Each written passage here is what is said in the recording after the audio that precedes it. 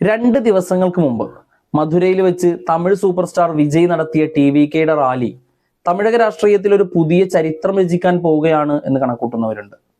മറ്റൊരു MGR ആവും എന്ന് വിജയെ കണക്കൂട്ടുന്നവരും, എന്നാൽ ഒരു സാധാരണ സിനിമാ താരത്തിന്റെ താരപരിവേഷത്തിനപ്പുറത്തേക്ക് മറ്റൊന്നുമില്ല എന്ന് കണക്കൂട്ടുന്നവരും ഇന്ന് തമിഴ്നാടിന്റെ രാഷ്ട്രീയം ഉറ്റുനോക്കുന്നവരിലുണ്ട്.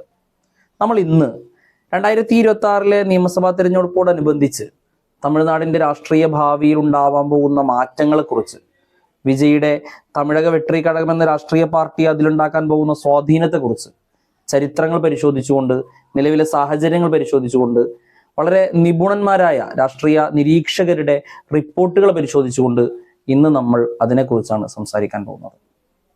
തമിഴ്നാടിന്റെ രാഷ്ട്രീയ ചരിത്രത്തെക്കുറിച്ച് പറയുമ്പോൾ, അല്ലെങ്കിൽ അവരുടെ രാഷ്ട്രീയ സ്വഭാവത്തെക്കുറിച്ച് പറയുമ്പോൾ, ദ്രാവിഡ രാഷ്ട്രീയത്തിന് വലിയ പ്രാധാന്യമുള്ള ഒരു മണ്ണാണ് തമിഴ്നാട്. തമിഴ് ഐഡന്റിറ്റിക്കാണ് അവർ എക്കാലവും പ്രാധാന്യം കൊടുത്തിട്ടുള്ളത്.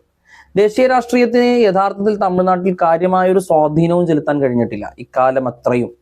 അതുകൊണ്ടാണ് ഹിന്ദി വിരുദ്ധ സമരങ്ങളൊക്കെ വളരെ ശക്തമായി ഏറ്റവും കൂടുതൽ നടക്കുന്നത് തമിഴ്നാട്ടിൽ നിന്നാണ് എന്ന് നമുക്ക് കാണാൻ കഴിയും. തമിഴ് ഐഡന്റിറ്റിക്ക്, തമിഴ് സ്വത്വബോധത്തിന് കൂടുതൽ പ്രാധാന്യം കൊടുക്കുന്ന രാഷ്ട്രീയമാണ് എക്കാലവും അവിടെ ഉണ്ടായിട്ടുള്ളത്.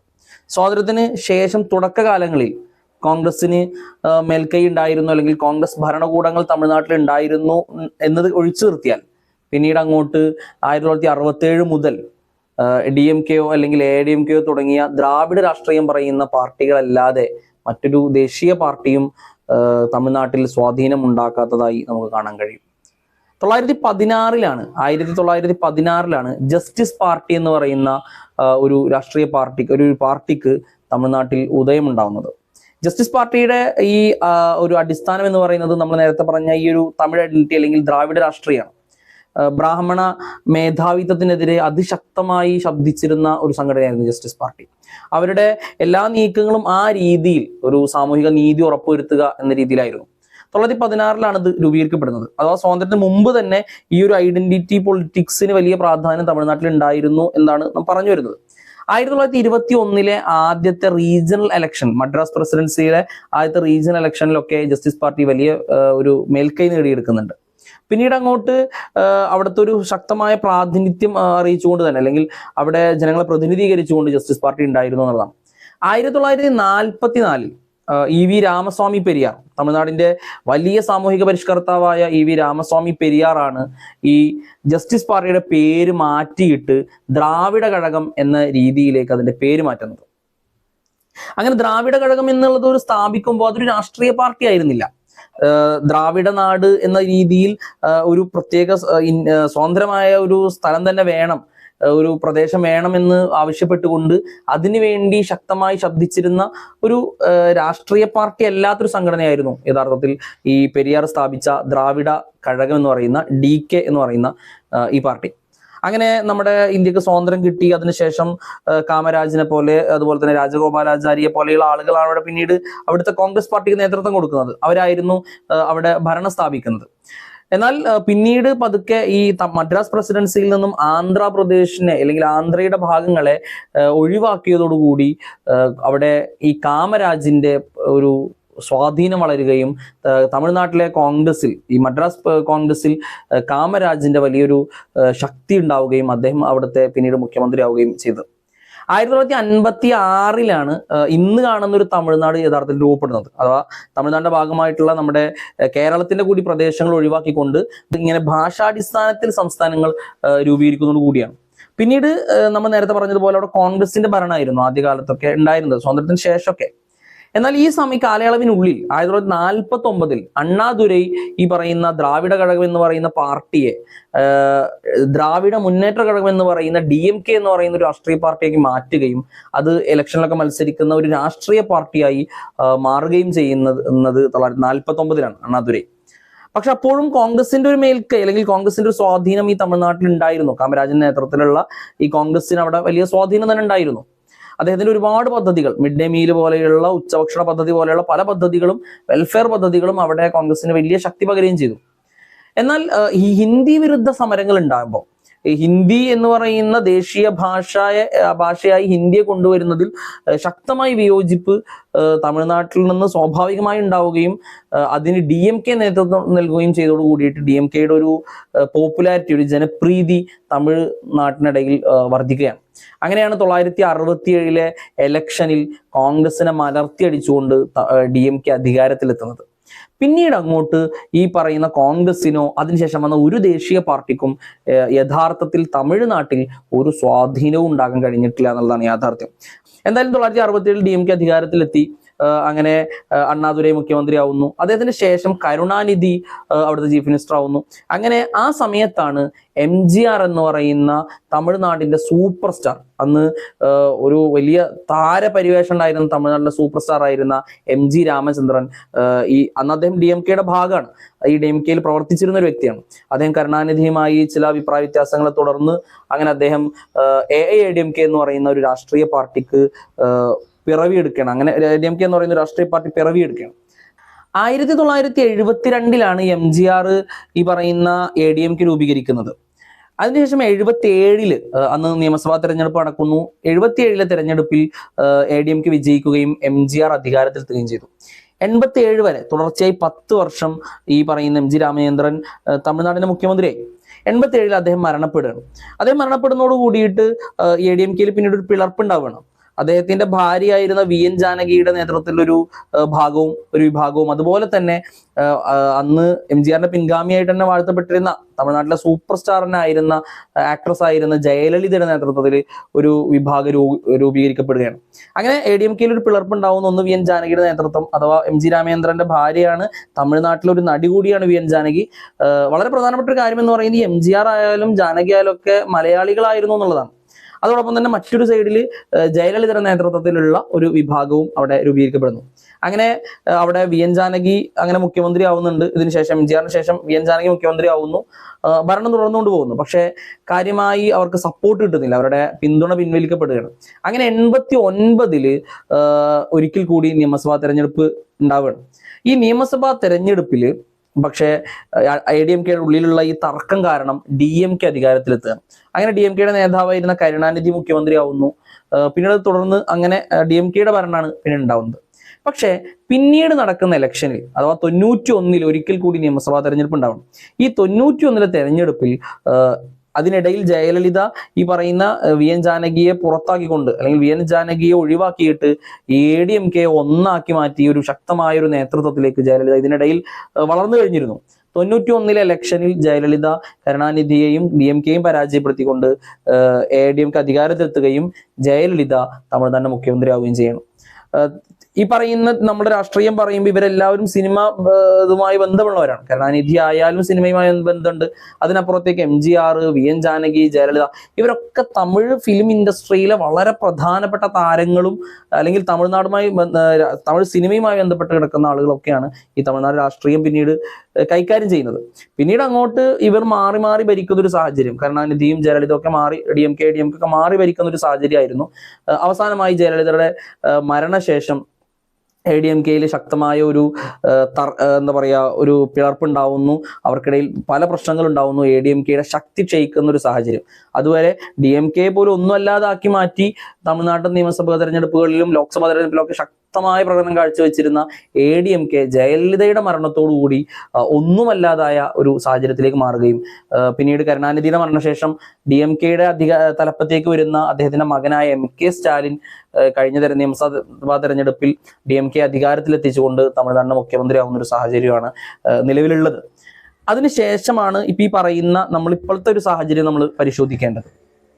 എന്തായാലും നിലവിലെ സാഹചര്യം പറയുമ്പോൾ തമിഴ്നാട്ടിൽ നിലവിൽ സർക്കാർ DMKയുടേതാണ്. DMKയുടെ ഗവൺമെന്റ് ആണ് നിലവിലുള്ളത്.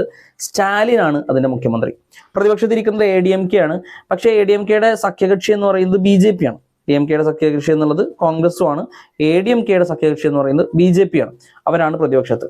പക്ഷെ കാര്യമായ ഒരു സ്വാധീനം ഒന്നും ഇല്ലാത്ത രീതിയിലേക്ക്, അല്ലെങ്കിൽ വളരെ ഏറ്റവും തകർച്ചയിലാണ് നിലവിൽ ADMK നിൽക്കുന്നത് എന്നതുകൂടി വളരെ ശ്രദ്ധേയമായ കാര്യമാണ്.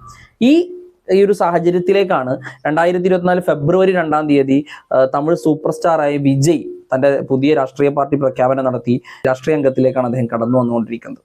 ഇതാണ് എന്തായിരിക്കും ഭാവിയിൽ തമിഴ്നാട്ടിലെ രാഷ്ട്രീയം എന്ന് ചിന്തിക്കുന്ന ഒരവസ്ഥയിലേക്ക് കൊണ്ടെത്തിക്കുന്നത്. അഥവാ ADMK അവരുടെ ശക്തിയൊക്കെ ക്ഷയിച്ച് നിൽക്കുന്ന ഒരു സാഹചര്യം ആയതുകൊണ്ടാണ് നിലവിൽ എന്തായിരിക്കും ഭാവിയിലെ രാഷ്ട്രീയം, ഇനി എന്തായിരിക്കും തമിഴ്നാട്ടിൽ സംഭവിക്കാൻ പോകുന്നത് എന്ന് ചിന്തിക്കുന്ന ഒരു സാഹചര്യത്തിലേക്ക് കൊണ്ടെത്തിക്കുന്നത്.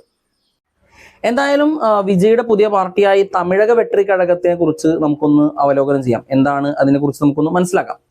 2024 ഫെബ്രുവരി 2-ാം തീയതിയാണ് വിജയ് ഈ ഒരു പ്രഖ്യാപനം നടത്തുന്നത്. പുതിയ രാഷ്ട്രീയ പാർട്ടിയുടെ പ്രഖ്യാപനം നടത്തി TVK എന്ന് പറയുന്ന തമിഴക വെട്രി കഴകം എന്ന് പറയുന്ന പുതിയ പാർട്ടി അദ്ദേഹം പ്രഖ്യാപിക്കുന്നത്. പക്ഷേ പെട്ടെന്നൊരു സുപ്രഭാതത്തിൽ അദ്ദേഹം രാഷ്ട്രീയത്തിലേക്ക് വരികയും അത് പ്രഖ്യാപനം നടത്തുകയും ചെയ്തു എന്ന് നമുക്ക് പറയാൻ കഴിയില്ല. 2009 മുതൽ അദ്ദേഹത്തിന്റെ ഫാൻസ് അസോസിയേഷനായ വിജയ് മക്കൾ ഇയക്കം പ്രവർത്തിച്ചുകൊണ്ടിരിക്കുന്നുണ്ട്.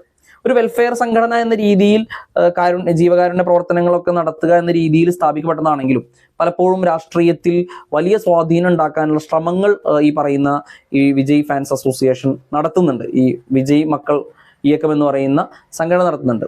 2021 തദ്ദേശ സ്വയംഭരണ സ്ഥാപനങ്ങളിലേക്കുള്ള തെരഞ്ഞെടുപ്പിൽ അവർ മത്സരിക്കുക കൂടി ചെയ്യുന്നുണ്ട്.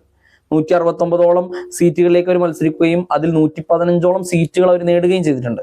ചുരുക്കി പറഞ്ഞാൽ പെട്ടെന്നൊരു രാഷ്ട്രീയ പാർട്ടി പ്രഖ്യാപിച്ചു, അതിലേക്ക് എടുത്ത് ചാടിയൊരു പ്രവേശനം നടത്തുന്നു എന്ന് നമുക്കൊരിക്കലും വിജയുടെ രാഷ്ട്രീയ പ്രവേശനത്തെയോ അല്ലെങ്കിൽ അദ്ദേഹത്തിന്റെ പുതിയ പാർട്ടി പ്രഖ്യാപനത്തെയോ കാണാൻ കഴിയില്ല. അത് മുമ്പ് 2011 തെരഞ്ഞെടുപ്പിൽ ADMK അവര് പിന്തുണക്കുന്നുണ്ട്, ഈ പറയുന്ന ഫാൻസ് അസോസിയേഷൻ പിന്തുണക്കുന്നുണ്ട്. ഈ രീതിയിൽ രാഷ്ട്രീയമായ ചില ഉന്നൊരുക്കങ്ങൾ നടത്തിയിരുന്നു എന്ന് വേണം നമ്മൾ മനസ്സിലാക്കാൻ. ഇതിനപ്പുറത്തേക്ക് വിജയുടെ അടുത്ത് വന്ന സിനിമകൾ പലപ്പോഴും ഒരു രാഷ്ട്രീയ സന്ദേശങ്ങൾ നൽകിയ സിനിമകളാണ്. മെർസൽ തേയ് പോലെയുള്ള സിനിമകളിലൊക്കെ വളരെ കൃത്യമായി രാഷ്ട്രീയ സന്ദേശങ്ങൾ അദ്ദേഹം നൽകുന്നുണ്ട്. പ്രത്യേകിച്ച് ഫാഷിസ്റ്റ് രാഷ്ട്രീയത്തിന് വിരുദ്ധമായ രീതിയിലുള്ള നിലപാടുകൾ അദ്ദേഹം വളരെ വ്യക്തമായി ഈ പറയുന്ന സിനിമകളിലൂടെ കൊണ്ടുവരുന്നുണ്ട്. അതിനെ തുടർന്ന് അദ്ദേഹത്തിന് ED റെയ്ഡ് അദ്ദേഹത്തിന് നേരെ ഉണ്ടാവുകയും അദ്ദേഹത്തിന് നേരെ സംഘപരിവാർ ആക്രമണങ്ങൾ, അദ്ദേഹത്തിന്റെ വിജയിലെ ജോസഫ് എന്ന് പറയുന്ന പേര് കൂടി എടുത്തുകൊണ്ട് അദ്ദേഹം ആ ഒരു പേരിനെ മുന്നിൽ നിർത്തിക്കൊണ്ടുള്ള അദ്ദേഹത്തിന് വിരുദ്ധമായ ഒരുപാട് സമരങ്ങൾ, അദ്ദേഹത്തിനെതിരെയുള്ള പല അറ്റാക്കുകളൊക്കെ ഉണ്ടായത്, സൈബർ അറ്റാക്കുകളൊക്കെ ഉണ്ടായത് നമ്മൾ കണ്ടതാണ്. ചുരുക്കി പറഞ്ഞാൽ രാഷ്ട്രീയമായ ഒരു മുന്നൊരുക്കം സിനിമകളിലൂടെ തന്നെ വിജയ് നടത്തിയിരുന്നു എന്ന് വേണം മനസ്സിലാക്കാൻ. അദ്ദേഹത്തിന്റെ സിനിമകളിലൂടെ അദ്ദേഹം നിരന്തരമായി സന്ദേശങ്ങൾ കൊടുക്കുകയും അതുമാത്രമല്ല കഴിഞ്ഞൊരു തെരഞ്ഞെടുപ്പിൽ വോട്ട് ചെയ്യാൻ പോകുന്നതും ഈ രീതിയിൽ അദ്ദേഹത്തിന്റെ രാഷ്ട്രീയ പ്രഖ്യാപനമായ ഒരു സന്ദർഭം നമ്മളെല്ലാവരും കണ്ടതാണ്. അദ്ദേഹം വിലക്കയറ്റത്തിനെതിരെ എന്ന രീതിയിൽ അത് പ്രചരിക്കുക കൂടി ചെയ്തിരുന്നു. അദ്ദേഹം സൈക്കിളിൽ വോട്ട് ചെയ്യാൻ പോവുകയും അത് വിലക്കയറ്റത്തിനെതിരെയുള്ള ഒരു പ്രതിഷേധമായിരുന്നു എന്ന രീതിയിലുള്ള വലിയ പ്രചരണങ്ങൾ ഉണ്ടാവുകയൊക്കെ ചെയ്തു. ചുരുക്കി പറഞ്ഞാൽ ഈ രീതിയിലൊക്കെ രാഷ്ട്രീയപരമായിട്ടുള്ള എല്ലാ മുന്നൊരുക്കങ്ങളും വിജയ് നടത്തിയിരുന്നു. അതിന് മുൻകൂട്ടിയുള്ളതിന്റെ എല്ലാ സൂചനകളും അദ്ദേഹം നൽകിയിരുന്നു എന്ന് തന്നെയാണ് നമുക്ക് മനസ്സിലാക്കാൻ കഴിയുന്നത്. അപ്പൊ അതുകൊണ്ട് തന്നെ അദ്ദേഹത്തിന്റെ രാഷ്ട്രീയ പാർട്ടി പ്രഖ്യാപനം ഒരിക്കലും ആരെയും സംബന്ധിച്ചിടത്തോളം അതൊരു അപ്രതീക്ഷിത നീക്കമായിരുന്നില്ല. വിജയിൽ നിന്ന് അത് മുൻകൂട്ടി എല്ലാവരും കണ്ടിരുന്ന ഒരു കാര്യം കൂടിയാണ്. അതുകൊണ്ട് തന്നെ ഈ രാഷ്ട്രീയ പാർട്ടി ഇനി എന്താണ് യഥാർത്ഥത്തിൽ തമിഴ്നാട്ടിൽ ചെയ്യാൻ പോകുന്നത് എന്നാണ് നമ്മൾ പരിശോധിക്കേണ്ടത്. ഈ പറഞ്ഞ പോലെ തന്നെ ഈ പറയുന്ന ഫാൻസ് അസോസിയേഷന് വലിയ ഗ്രാസ് റൂട്ട് ലെവലിൽ തന്നെ അടിസ്ഥാനപരമായി ഒരുപാട് ഒരു പിന്തുണയുണ്ട് എന്നതാണ് യഥാർത്ഥത്തിൽ തമിഴ്നാട്ടിലെ ഒരു സാഹചര്യം. വളരെ കൃത്യമായി ഏകദേശം 70,000-ഓളം ബൂത്ത് ഏജന്റുമാര് നിലവിൽ ഈ TVK എന്ന് പറയുന്ന രാഷ്ട്രീയ പാർട്ടിക്ക് ഉണ്ട് എന്നുള്ളതാണ് യഥാർത്ഥത്തിൽ കണക്കാക്കപ്പെടുന്നത്. അതോടൊപ്പം തന്നെ അവരുടെ ഒരു TVKയുടെ ഒരു ആപ്ലിക്കേഷൻ തുടങ്ങിക്കൊണ്ട് അതിലൂടെ 2 കോടിയോളം പുതിയ അംഗങ്ങളെ ചേർക്കാനുള്ള നടപടികളും ഒക്കെ അവർ തുടങ്ങി കഴിഞ്ഞിട്ടുണ്ട്. അങ്ങനെ ചുരുക്കി പറഞ്ഞാൽ എല്ലാ സാഹചര്യത്തിലും ഒരു വലിയ ഒരു പോസിറ്റീവായിട്ടുള്ള വലിയ മുന്നേറ്റങ്ങൾ, ഒരു പോസിറ്റീവായ TVKയെ സംബന്ധിച്ചിടത്തോളം പോസിറ്റീവായ പലതും നമുക്ക് ഈ ഒരു രാഷ്ട്രീയ പ്രഖ്യാപനത്തിലും അതിനെ തുടർന്നുള്ള പ്രവർത്തനങ്ങളിലും ഒക്കെ നമുക്ക് കാണാൻ കഴിയുന്നുണ്ട് എന്നുള്ളത് TVK ചെറുതല്ലാത്ത സ്വാധീനം തമിഴ് രാഷ്ട്രീയത്തിൽ ഉണ്ടാക്കും എന്നതിന്റെ ഏറ്റവും വലിയ തെളിവാണ്. എന്നാൽ നമ്മൾ ഈ പറഞ്ഞ എല്ലാ പോസിറ്റീവുകളും ഉള്ളപ്പോൾ തന്നെ നമുക്ക് ചരിത്രം പരിശോധിക്കണം. വെറുമൊരു സിനിമാ താരം എന്നതിനപ്പുറത്തേക്ക് സിനിമാ താരം വന്നാൽ മാത്രം തമിഴ്നാട്ടിൽ ഒരു സിനിമാ താരം ആയതുകൊണ്ട് തമിഴ്നാട്ടിൽ വിജയം ഉണ്ടാക്കാൻ കഴിയുമോ എന്നതുകൂടി നമ്മളൊരു പരിശോധിക്കേണ്ടതുണ്ട്. അതിനപ്പുറത്തേക്ക് TVKയുടെ പോരായ്മകൾ എന്താണ് എന്നതും നമ്മൾ പരിശോധിക്കേണ്ടതുണ്ട്. ഈ അടുത്ത് ഒരു വീഡിയോ കാണാനിടയായി, തമിഴ് രാഷ്ട്രീയത്തെ വിമർശിച്ചുകൊണ്ടുള്ള ഒരു വീഡിയോ. അതിൽ പ്രധാനമായും പറയുന്നത് നടന്മാരെ വിജയിപ്പിക്കുന്ന രാഷ്ട്രീയമാണ് തമിഴ്നാടിൻ്റെത് എന്നാണ്.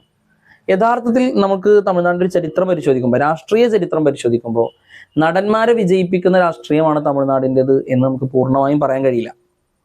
MGR, ജയലളിത, വിജയകാന്ത്, ഒരു ഘട്ടത്തിൽ വിജയകാന്ത്, പിന്നീട് അദ്ദേഹത്തിന് ആരോഗ്യ പ്രശ്നങ്ങളാൽ അതിന് പിൻവാങ്ങേണ്ടി വന്നു. ഇവരൊക്കെയാണ് പ്രധാനമായും വിജയം നേടി എന്ന് പറയാവുന്ന സിനിമാ താരങ്ങളായ രാഷ്ട്രീയക്കാർ.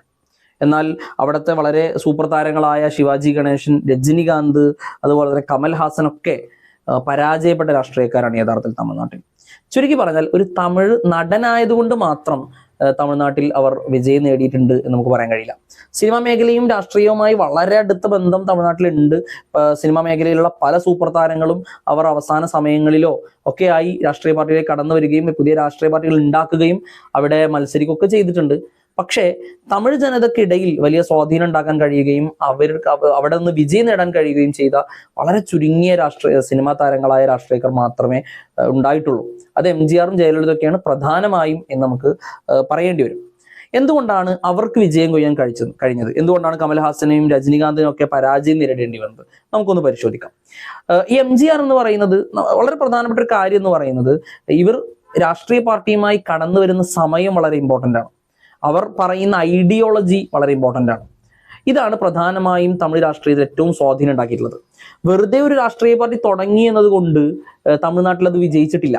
കൃത്യമായ രാഷ്ട്രീയ ഐഡിയോളജി പറഞ്ഞ രാഷ്ട്രീയ പാർട്ടികളെ വിജയിച്ചിട്ടുള്ളൂ. പ്രധാനമായും ദ്രാവിഡ രാഷ്ട്രീയം പറഞ്ഞ തമിഴ് ഐഡന്റിറ്റിക്ക് പ്രാധാന്യം കൊടുത്ത രാഷ്ട്രീയ പാർട്ടികൾക്ക്.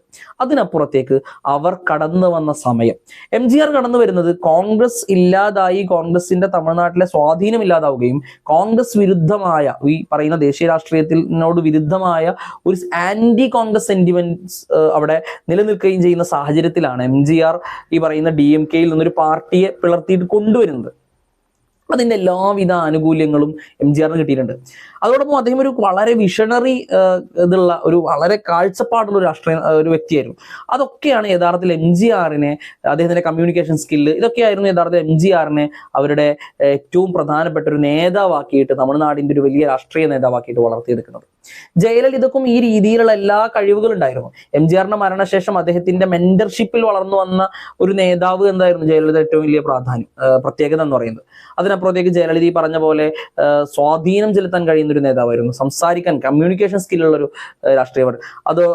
അവർ മുഖ്യമന്ത്രിയായി തമിഴ്നാട്ടിൽ ഒരുപാട് പുരോഗമനപരമായ പ്രവർത്തനങ്ങൾ മാനുഫാക്ചറിങ് രംഗത്തൊക്കെ ജയലളിതയുടെ കാലത്ത് ഉണ്ടാവുന്നുണ്ട്. അപ്പൊ ഈ രീതിയിലൊക്കെ അവരുടെ ഐഡിയോളജി, അവർ പറഞ്ഞ ഐഡിയോളജി പ്രധാനമാണ്, അവർ വന്ന രാഷ്ട്രീയ സമയം പ്രധാനമാണ്. ഇതൊക്കെയാണ് അവരുടെ വിജയത്തിന് കാരണമായത്. ഐഡിയോളജി ഇല്ലാത്ത, ദ്രാവിഡ രാഷ്ട്രീയം പറയാത്ത, അല്ലെങ്കിൽ ഈ പറഞ്ഞ പോലെ തമിഴ് ഐഡന്റിറ്റിക്ക് പ്രാധാന്യം കൊടുക്കാത്ത രാഷ്ട്രീയ പാർട്ടികൾക്കോ അവരുടെ ഏറ്റവും വലിയ സൂപ്പർ താരത്തിനോ യാതൊരു വിജയം ഉണ്ടാവില്ല എന്നതിന്റെ ഏറ്റവും വലിയ ഉദാഹരണമാണ് രജനീകാന്ത്. അദ്ദേഹം പറഞ്ഞ രാഷ്ട്രീയം എന്ന് പറയുന്നത് ഈ പറഞ്ഞ ദ്രാവിഡ പൊളിറ്റിക്സിന്റെ ഈ ഐഡിയോളജിക്ക് അപ്പുറത്തേക്ക് സ്പിരിച്വാലിറ്റിക്ക് പ്രാധാന്യം കൊടുത്തുള്ള ഒരു രാഷ്ട്രീയം അദ്ദേഹം കൊണ്ടുവന്നത്. അതുകൊണ്ട് തന്നെ അതിന് ഒരു സ്വാധീനവും തമിഴ്നാട്ടിൽ ഉണ്ടാകാൻ കഴിഞ്ഞില്ല എന്നുള്ളതാണ്. കമൽഹാസനും തുടങ്ങി മറ്റു ഈ പറയുന്ന നേതാക്കൾ ആരും അവരുടെയൊക്കെ എൻട്രി ടൈം പ്രധാനമായിരുന്നു. ഈ ശിവാജി ഗണേശൻ കോൺഗ്രസുമായി സഖ്യം ചേർന്നുകൊണ്ടാണ് യഥാർത്ഥത്തിൽ തമിഴ് പൊളിറ്റിക്സിലേക്ക് വരുന്നത്. ഈ ആന്റി കോൺഗ്രസ് സെന്റിമെന്റ്സ് ഉള്ള സമയത്ത് അദ്ദേഹം വരുമ്പോൾ സ്വാഭാവികമായും അതിന് കാര്യമായ ഒരു സ്വാധീനവും തമിഴ്നാട്ടിൽ ഉണ്ടാക്കാൻ കഴിയുന്നില്ല. അപ്പൊ ഈ രീതിയിൽ ദ്രാവിഡ പൊളിറ്റിക്സിന്, അതുപോലെ തന്നെ തമിഴ് ഐഡന്റിറ്റിക്കാണ് യഥാർത്ഥത്തിൽ തമിഴ്നാട്ടിൽ സ്വാധീനമുള്ളത്. ഒരു സിനിമാ താരത്തിനും അവിടെ സ്വാധീനം ചെലുത്താൻ കഴിയുന്നില്ല. മറിച്ച് അവർ പറയുന്ന രാഷ്ട്രീയവും ഐഡിയോളജിയും അവർ കടന്നു വന്ന സമയവും തന്നെയാണ് തമിഴ്നാട്ടിലെ ജനത സ്വീകരിക്കാനുള്ള കാരണം എന്ന് പറയുന്നത്. അപ്പൊ ഇതൊക്കെ കണക്ക് കൂട്ടുമ്പോൾ ഈ തമിഴ് സൂപ്പർ സ്റ്റാറായ വിജയ്, അദ്ദേഹത്തിന്റെ ഒരു സ്റ്റാർഡം കൊണ്ട്, അദ്ദേഹം ഒരു സൂപ്പർ സ്റ്റാർ ആണ്, ദളപതി എന്ന പേരുള്ള ഒരു അവിടുത്തെ ഏറ്റവും പ്രധാനപ്പെട്ട വലിയ ആരാധകരുള്ള ഒരു രാഷ്ട്രീയ നേതാവാണ്, ഒരു സിനിമാ താരമാണ് അദ്ദേഹം. അപ്പൊ ആ ഒരു സിനിമാ താരത്തിന്റെ ഒരു ഐഡന്റിറ്റി വെച്ചുകൊണ്ട് വിജയ്ക്ക് തമിഴ് രാഷ്ട്രീയത്തിൽ ശോഭിക്കാൻ കഴിയും എന്ന് നമുക്ക് പറയാൻ കഴിയില്ല. പക്ഷെ അദ്ദേഹം മുന്നോട്ട് വെക്കുന്ന രാഷ്ട്രീയത്തിന് വലിയ സ്വാധീനം ഉണ്ടാകാൻ കഴിയും. ഈ പറയുന്ന ദ്രാവിഡ രാഷ്ട്രീയത്തിന് തന്നെയാണ് അദ്ദേഹം അടിയുറച്ച് നിൽക്കുന്നത്. രജനീകാന്ത് പറഞ്ഞ പോലത്തെ സ്പിരിച്വൽ രാഷ്ട്രീയമല്ല യഥാർത്ഥത്തിൽ ഈ പറയുന്ന വിജയ് കൊണ്ടുവരുന്നത്. അദ്ദേഹം വ്യക്തമായും തമിഴ് ഐഡന്റിറ്റിയിൽ നിന്നുകൊണ്ടുള്ള ഐഡിയോളജിയാണ് അദ്ദേഹം മുന്നോട്ട് വെച്ചത്. അത് ദേശീയ രാഷ്ട്രീയ, ഈ പറയുന്ന ഫാഷിസ്റ്റ് സംഘടനകൾക്കെതിരാണ്, പ്രത്യേകിച്ച് BJP വിരുദ്ധ രാഷ്ട്രീയമാണ് അദ്ദേഹം വ്യക്തമായി പറഞ്ഞുകൊണ്ടിരിക്കുന്നത്. BJP വിരുദ്ധ രാഷ്ട്രീയത്തിന് തമിഴ്നാട്ടിൽ വലിയ സ്വാധീനം ഉണ്ടാകാൻ കഴിയും. നമ്മൾ പറഞ്ഞതുപോലെ തമിഴ് ഐഡന്റിറ്റി, ഈ ഹിന്ദി വിരുദ്ധ സമരങ്ങൾ, ഇതിനൊക്കെ ആഹ്വാനം കൊടുക്കുന്നുണ്ട് വിജയ്. ഈ ഹിന്ദി വിരുദ്ധതക്ക്, അതുപോലെ ഈ പറഞ്ഞ തമിഴ് ഐഡന്റിറ്റിക്ക് വലിയ രീതിയിലുള്ള സ്വാധീനം ചെലുത്തുന്നുണ്ട്. പെരിയാറിന്റെ, അതേപോലെ തന്നെ നമ്മൾ നേരത്തെ പറഞ്ഞ ഈ അംബേദ്കറിന്റെ ഒക്കെ ഒരു ആശയം, ഐഡിയോളജിയാണ് എപ്പോഴും തമിഴ് സൂപ്പർ സ്റ്റാറായ വിജയ് അദ്ദേഹത്തിന്റെ അണികൾക്ക് പറഞ്ഞു കൊടുക്കുന്നത്, അല്ലെങ്കിൽ അതാണ് അദ്ദേഹം ആഹ്വാനം ചെയ്യുന്നത്. പെരിയാറിന്റെ ഐഡിയോളജികൾ, അംബേദ്കർ ഐഡിയോളജികൾ. ചുരുക്കി പറഞ്ഞാൽ ഈ സാമൂഹിക നീതിയിൽ ഉറച്ചു നിന്നുകൊണ്ട് ഈ പറയുന്ന ജാതി വിരുദ്ധ രാഷ്ട്രീയത്തെ മുൻനിർത്തിക്കൊണ്ട്, BJP വിരുദ്ധ രാഷ്ട്രീയത്തെ മുൻനിർത്തിക്കൊണ്ട് ദ്രാവിഡ പൊളിറ്റിക്സ് പറഞ്ഞ്, തമിഴ് ഐഡന്റിറ്റിയെ പറ്റി പറഞ്ഞ് ആ രാഷ്ട്രീയമാണ് വിജയ് മുന്നോട്ട് വെക്കുന്നത്. അതിന് മാത്രമാണ് ഇക്കാലം അത്രയും ചരിത്രം പരിശോധിക്കുമ്പോൾ തമിഴ്നാട്ടിൽ വിജയിക്കാൻ കഴിഞ്ഞിട്ടുള്ളൂ. പക്ഷെ അത് പറഞ്ഞതുകൊണ്ട് മാത്രം വിജയിക്കും എന്ന് നമുക്ക് പറയാൻ കഴിയില്ല. അത് പറയുമ്പോൾ അദ്ദേഹത്തിന്റെ സമയം, നമ്മൾ നേരത്തെ പറഞ്ഞ പോലെ അദ്ദേഹം രാഷ്ട്രീയത്തിലേക്ക് ഇറങ്ങി വരുന്ന സമയം പ്രാധാന്യം ഉള്ളതാണ്. ഇവിടെ ഒരു വലിയൊരു ഘടകം എന്ന് പറയുന്നത് ADMK BJP-യുമായി സഖ്യം കൂടുന്നതോടുകൂടി, അതുപോലെ തന്നെ ജയലളിത എന്ന് പറയുന്ന അവരുടെ ഏറ്റവും പ്രധാനപ്പെട്ട ഒരു നേതാവിന്റെ മരണം സംഭവിച്ചോട് കൂടിയിട്ട് ADMK തമിഴ്നാടിന്റെ രാഷ്ട്രീയത്തിൽ ചിത്രത്തിൽ നിന്ന് പതുക്കെ മാഞ്ഞുകൊണ്ടിരിക്കുന്ന ഒരു സാഹചര്യമാണ് നിലവിലുള്ളത്. ADMK പൂർണ്ണമായും ഇല്ലാതായി നമുക്ക് പറയാൻ കഴിയില്ലെങ്കിൽ കൂടി വലിയ രീതിയിൽ അവരുടെ ശക്തി ക്ഷയിച്ചിട്ടുണ്ട്. ഈ സമയത്താണ് TVക്ക് കടന്നു വരുന്നത്, ഈ പറയുന്ന വിജയ് അദ്ദേഹത്തിന്റെ രാഷ്ട്രീയ പാർട്ടിയുമായി കടന്നു വരുന്നത്. ഈ രീതിയിൽ ഇതിന് വലിയ സ്വാധീനം ഉണ്ടാകാൻ കഴിയും. പക്ഷെ ഇവിടെ നമ്മൾ ചിന്തിക്കേണ്ട, അല്ലെങ്കിൽ ഇതിന് കുറെ വെല്ലുവിളികളുണ്ട്. നമ്മൾ ഈ പറഞ്ഞ ഈ പോസിറ്റീവുകളൊക്കെ ഉള്ളതോടെ കൂടി തന്നെ ഇതിന് വെല്ലുവിളികളുണ്ട്. എന്താണ് ഇതിന്റെ വെല്ലുവിളികൾ എന്ന് നമുക്കൊന്ന് പരിശോധിക്കാം. വെല്ലുവിളികളെ കുറിച്ച് പറയുമ്പോൾ, ഈ വിജയ് മുന്നോട്ട് വെക്കുന്ന രാഷ്ട്രീയ ഐഡിയോളജി എന്ന് പറയുന്നത് DMK-യുടെ ഐഡിയോളജിയാണ്. നിലവിൽ അവരുടെ ഭരണം നടത്തിക്കൊണ്ടിരിക്കുന്ന DMK-യുടെ അതേ ഐഡിയോളജിയാണ് തമിഴക വെട്രി കഴകവും മുന്നോട്ട് വെക്കുന്നത്. വിജയ് തന്നെ പ്രഖ്യാപനം നടത്തി, ഐഡിയോളജിക്കലി BJP അവരുടെ എനിമിയാണ്, ഐഡിയോളജിക്കൽ ശത്രുവാണ്, ആശയപരമായി തന്നെ ശത്രുവാണ്. DMK അവരുടെ രാഷ്ട്രീയമായ എതിരാളികളുമാണ് എന്ന് വളരെ വ്യക്തമായി. അപ്പൊ ഐഡിയോളജിക്കലി DMK-യുമായിട്ട് ഒരു എതിർപ്പുമില്ല എന്ന് വളരെ വ്യക്തമായി വിജയ് തന്നെ മുന്നോട്ട് വെക്കുന്നുണ്ട്. ചുരുക്കി പറഞ്ഞാൽ ഐഡിയോളജിക്കലി DMK-യുടെയും തമിഴക വെട്രി കഴകത്തിന്റെയും ഐഡിയോളജി, അവരുടെ പൊളിറ്റിക്സ് ഒന്നാണ്. പിന്നീട് അവർ DMK എതിർക്കാനുള്ള ഒരു പ്രധാന കാരണം അഴിമതി, അതുപോലെ തന്നെ ഈ കുടുംബാധിപത്യം എന്ന രീതിയിലാണ് DMK-ക്കെതിരെയുള്ള ഒരു ആരോപണം വിജയ് മുന്നോട്ട് വെക്കുന്നത്. ഈ അഴിമതി എന്നുള്ളതാണ് യഥാർത്ഥ പ്രധാനമായും DMK-ക്കെതിരായിട്ട് ഇവർ ഉന്നയിക്കുന്ന ഒരു പ്രധാന ഘടകം. അതോടൊപ്പം BJP-യുടെ രാഷ്ട്രീയത്തെ എതിർക്കുന്നു. അതായത് ADMK നിലവിൽ BJP-യുമായി സഖ്യം ചേർന്ന് നിൽക്കുന്നു. അപ്പൊ അവരുടെ ആ ഒരു രാഷ്ട്രീയത്തെ എതിർക്കുന്നു, അവരുടെ അത്തരം ഫാഷിസ്റ്റ് ഐഡിയോളജികൾ എതിർക്കുന്നു. DMK-യുടെ അഴിമതി ഭരണത്തിനെതിരെ അതിനെയും എതിർക്കുകയും ചെയ്യുന്നു. ഇതാണ് നിലവിൽ TVക്ക് നടത്തിക്കൊണ്ടിരിക്കുന്നത്. ചുരുക്കി പറഞ്ഞാൽ ആരോടും സഖ്യം ചേരാതെ തനിയെ ഒറ്റക്ക് മത്സരിച്ച് വിജയിക്കുക എന്നതാണ് വിജയ് കണക്കൂട്ടുന്നത്. അപ്പൊ ഇതൊരു വെല്ലുവിളി എന്ന് പറയുമ്പോൾ പ്രധാനമായിട്ട് എന്താണെന്ന് വെച്ചാൽ, ഈ ഐഡിയോളജിക്കലി ഒന്നാവുമ്പോൾ സ്വാഭാവികമായും ഈ പറയുന്ന DMK-ക്ക് കിട്ടേണ്ട വോട്ടുകൾ, ചില ആളുകളുടെ കണക്കൂട്ടലുകൾ പ്രകാരം DMK-ക്ക് കിട്ടേണ്ട പല വോട്ടുകളും ഈ പറയുന്ന DMK-ക്ക് ഇപ്പൊ വിരുദ്ധമായി പറയുന്ന അഴിമതി വിരുദ്ധമായ പല വോട്ടുകൾ, DMK-യുടെ അഴിമതി ഭരണത്തിനെതിരായിട്ട് വോട്ടുകൾ വരുമ്പോൾ അത് ചിലപ്പോൾ TVK-യിലേക്ക് പോകാനുള്ള സാധ്യതകളുണ്ട്. അപ്പൊ അതുകൊണ്ട് തന്നെ DMK-യുടെ പല വോട്ടുകളും സ്പ്ലിറ്റ് ചെയ്തുകൊണ്ട് ഈ പറയുന്ന വിജയുടെ പാർട്ടിയിലേക്ക് പോയി കഴിഞ്ഞാൽ അത് ഈ പുറത്ത് നിൽക്കുന്ന ADMK BJP സഖ്യത്തിന് വലിയ സഹായമാവും എന്ന് കരുതുന്നവരുണ്ട്. അതിനപ്പുറത്തേക്ക് ഈ DMK-ക്ക് വിരുദ്ധമായ വോട്ടുകൾ, ADMK-യിലേക്ക് പോവേണ്ട വോട്ടുകൾ സ്പ്ലിറ്റ് ചെയ്തുകൊണ്ട് എന്താ പറയുക, വിജയുടെ തമിഴക വെട്രി കഴകത്തിലേക്ക് പോവുകയും അത് DMK-ക്ക് സഹായമാവും, അഥവാ DMK വിരുദ്ധ വോട്ടുകൾ സ്പ്ലിറ്റ് ആയി പോവുകയും അത് DMK-ക്ക് ഉപകാരമാവും എന്ന് കരുതുന്നവരും നിലവിൽ തമിഴ് രാഷ്ട്രീയത്തിലുണ്ട്. ചുരുക്കി പറഞ്ഞാൽ ഒരു കിങ് മേക്കർ ആവാനുള്ള എല്ലാ സാധ്യതകളും വിജയ്ക്കും അദ്ദേഹത്തിന്റെ പാർട്ടിക്കും നിലവിലുണ്ട്. പക്ഷെ അദ്ദേഹം ഭരണം സ്ഥാപിക്കുമോ, ആ രീതിയിലേക്ക് വരുമോ എന്നുള്ളത് ഒരു വലിയ ചോദ്യചിഹ്നമായി നിൽക്കുകയാണ്. അതിന്റെ പ്രധാന ഘടകം നമ്മൾ ഈ പറഞ്ഞ ഒന്ന് ഈ രീതിയിൽ സ്പ്ലിറ്റ് ചെയ്യാനുള്ള ഒരു സാധ്യതകളാണെന്നുള്ളതാണ്. രണ്ടാമതായി, ഈ തമിഴക വെട്രി കഴകം എന്ന് പറയുന്ന രാഷ്ട്രീയ പാർട്ടിയിൽ വിജയിയെ കഴിച്ച് മറ്റൊരാളും, പോപ്പുലർ ആയ ഒരാളോ അല്ലെങ്കിൽ അറിയപ്പെട്ട ഒരാളോ ഒരു രാഷ്ട്രീയ നേതാവോ ഇല്ല എന്നുള്ളതാണ്. ഒരൊറ്റ നേതാവിൽ നിന്നാണ് ഈ പറയുന്ന രാഷ്ട്രീയ പാർട്ടി മുന്നോട്ട് വന്നത്, വിജയ് എന്ന് മാത്രം. അദ്ദേഹത്തിന്റെ പ്രഖ്യാപനം തന്നെ നമ്മൾ മധുരൈ സമ്മേളനം അദ്ദേഹം പ്രഖ്യാപിക്കുന്നുണ്ട്, മത്സരിക്കുമെന്ന് പറഞ്ഞിട്ട് അദ്ദേഹത്തിന്റെ പ്രഖ്യാപനങ്ങൾ എല്ലായിടത്തും വിജയ് ആണ് എന്നുള്ളതാണ് അദ്ദേഹം പറയുന്നത്. അവിടെ നിൽക്കുന്ന സ്ഥാനാർത്ഥികളൊക്കെ വിജയിയെ പോലെ കണ്ട് വിജയിപ്പിക്കണം എന്നുള്ളതാണ് അദ്ദേഹത്തിന്റെ ആഹ്വാനം. അത് പ്രധാനമായും ഈ രീതിയിലായതുകൊണ്ട് തന്നെയാണ് ഈ പറയുന്ന അതിന്റെ ഒരു നേതാക്കന്മാരും ഒരു മുൻനിര എക്സ്പീരിയൻസ് ഉള്ള അല്ലെങ്കിൽ ഈ രീതിയിൽ അറിയപ്പെട്ടൊരു നേതാവല്ല, ജനകീയരായ ആരുമല്ല, വിജയ് മാത്രമാണ് അതിലൊരു നേതാവ് എന്ന രീതിയിൽ പറയാൻ പറ്റുള്ളൂ. അപ്പൊ അത് വലിയൊരു പ്രധാനപ്പെട്ട ഒരു വെല്ലുവിളിയാണ് TVക്ക് നേരിടാൻ പോകുന്ന തമിഴക വെട്രി കഴകം എന്ന് പറയുന്ന രാഷ്ട്രീയപാർട്ടി നേരിടാൻ പോകുന്ന പ്രധാനപ്പെട്ട വെല്ലുവിളി അതാണ്. ഒരു നേതാക്കന്മാരുടെ ഒരു സംഘം അതിനില്ല എന്നുള്ളതാണ് പ്രധാനപ്പെട്ട രണ്ടാമത്തെ ഒരു വെല്ലുവിളി, പ്രധാനപ്പെട്ട മറ്റൊരു വെല്ലുവിളി എന്ന് പറയുന്നത്. അതോടൊപ്പം ഈ പറയുന്ന TVK ഒറ്റക്ക് നിൽക്കുന്നു, ഈ പറയുന്ന ആരോടും സഖ്യം കൂടാതെയാണ് മത്സരിക്കുന്നത് എന്നുള്ളതും അവർക്കൊരു വെല്ലുവിളിയായിട്ട് ഒരു വെല്ലുവിളി ആയിരിക്കും എന്ന് പറയുന്ന പല നിരീക്ഷകരുണ്ട്. എന്നാൽ ഇതിന് പല പോസിറ്റീവായ കാര്യങ്ങളും TVK ഉണ്ട്. നമ്മൾ നേരത്തെ പറഞ്ഞാൽ പല ഘടകങ്ങളുണ്ട്. ഈ പറഞ്ഞ പോലെ രാഷ്ട്രീയപരമായി അവർക്ക് അടിസ്ഥാനപരമായി അവർക്കുണ്ട് ബൂത്ത് ഏജന്റുമാരുണ്ട്, അവർ ഇതിൽ പ്രവർത്തിച്ചുകൊണ്ടിരിക്കുന്നു, 2 കോടിയോളം ആളുകളെ ചേർക്കുന്നു എന്നൊക്കെ പറയുന്ന പോസിറ്റീവായ ഘടകങ്ങളുണ്ട്. പ്രശാന്ത് കിഷോറിനെ പോലെയുള്ള ഒരു വലിയ പ്രധാനപ്പെട്ട ഒരു രാഷ്ട്രീയ എന്താ പറയുക സ്ട്രാറ്റജി തീരുമാനിക്കുന്ന ഒരാളെയാണ്, പ്രശാന്ത് കിഷോറിനെയാണ് യഥാർത്ഥത്തിൽ ഇവര് ഈ TVK അവരുടെ അഡ്വൈസറായിട്ട് വെക്കുന്നത്. രാഷ്ട്രീയ കാര്യങ്ങൾ തീരുമാനിക്കാനൊക്കെ ചുമതലപ്പെടുത്തിയിരുന്നത് പ്രശാന്ത് കിഷോറിനെയാണ്. നിലവിലെ സാഹചര്യം അദ്ദേഹം താൽക്കാലികമായതിന് വിട്ടു നിൽക്കുന്നുണ്ടെങ്കിൽ കൂടി അദ്ദേഹം വളരെ വ്യക്തമായി TVK ഒരു വലിയ ഫോഴ്സ്, വളരെ ശക്തമായ ഒരു മുന്നേറ്റം നടത്തുമെന്ന് അദ്ദേഹം വിലയിരുത്തുന്നുണ്ട്. ഇനി അങ്ങോട്ട് രാഷ്ട്രീയത്തിൽ ശക്തമായ ഒരു ശ്രദ്ധ ചെലുത്തുകയും അതിലിടപെടുകയും ചെയ്യുന്നത് വഴി വിജയിക്കും, TVKക്കും വലിയ സീറ്റ് നേടാൻ, സ്വാധീനം ചെലുത്താൻ കഴിയുന്നതാണ്. 118ഓളം സീറ്റുകൾ നേടാൻ കഴിയും എന്ന് അദ്ദേഹം വിലയിരുത്തുകൂടി ചെയ്യുന്നുണ്ട്. അപ്പൊ ഈ രീതിയിൽ പിന്നെ മാത്രമല്ല, സഖ്യം ചേരാതിരിക്കുക എന്നതാണ് ഏറ്റവും ബെസ്റ്റ്, ഏറ്റവും നല്ല കാര്യം എന്നത് കൂടി പ്രശാന്ത് കിഷോർ പറഞ്ഞു വെക്കുന്നുണ്ട്. കാരണം DMKക്ക് വിരുദ്ധമായി ഒന്നാമത് ഈ സ്റ്റാലിന് ശേഷം ഉദയനിധി സ്റ്റാലിൻ വരുന്നു. അപ്പൊ ഒരു കുടുംബാധിപത്യമാണ് പൊതുവെ DMKയുടെ ഒരു സ്ട്രക്ചർ എന്ന് പറയുന്നത്. അപ്പൊ അതിന് വിരുദ്ധമായ വോട്ടുകൾ ഉണ്ടാവും, ഭരണവിരുദ്ധ വോട്ടുകൾ ഉണ്ടാവും. അപ്പൊ അതുകൊണ്ട് തന്നെ DMKയുടെ സഖ്യം ചേരാതിരിക്കുകയും എന്നാൽ BJPയുമായി സഖ്യം ചേർന്നിട്ടുള്ള AIADMKയുടെ ഭാഗമാവാതിരിക്കുകയും ചെയ്യുന്നത് വഴി TVKക്ക് വോട്ടുകൾ നേടി വലിയ വിജയം നേടാൻ കഴിയുമെന്ന് പ്രശാന്ത് കിഷോർ പറഞ്ഞു വെക്കുന്നു.